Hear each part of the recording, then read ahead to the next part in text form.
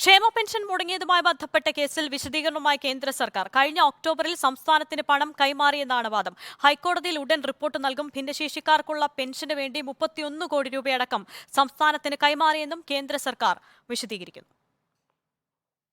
ക്ഷേമ പെൻഷൻ നൽകാൻ വേണ്ടി ഇക്കഴിഞ്ഞ ഒക്ടോബർ 25-ന് 602 കോടി 14 ലക്ഷം രൂപ സംസ്ഥാനത്തിന് കൈമാറിയെന്നാണ് കേന്ദ്ര സർക്കാരിന്റെ വിശദീകരണം.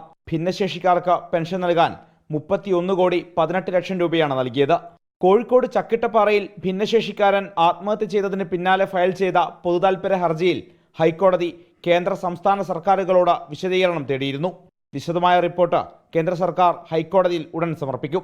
സെൻട്രൽ ഗവൺമെൻറ് നൽകിയ ഈ തുകയും 1/4/2023 തൊട്ട് സ്റ്റേറ്റ് ഗവൺമെൻറ് അഡീഷണൽ സെസ്സായി പെട്രോളിൻ്റെയും ഡീസലിൻ്റെയും മദ്യത്തിൻ്റെയും വിൽപ്പനയിലൂടെ അഡീഷണൽ സെസ്സായി പിരിച്ചെടുക്കുന്ന കോടികൾ അവിടെ പോയി.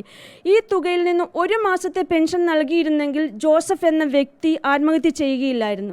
കഴിഞ്ഞ ഏപ്രിൽ മാസം മുതൽ സംസ്ഥാന സർക്കാർ സാമൂഹ്യ സുരക്ഷാ സെസ് ഏർപ്പെടുത്തിയിരുന്നു.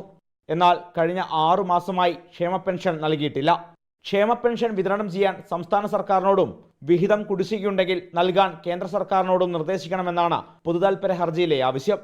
റിപ്പോർട്ടർ, കൊച്ചി.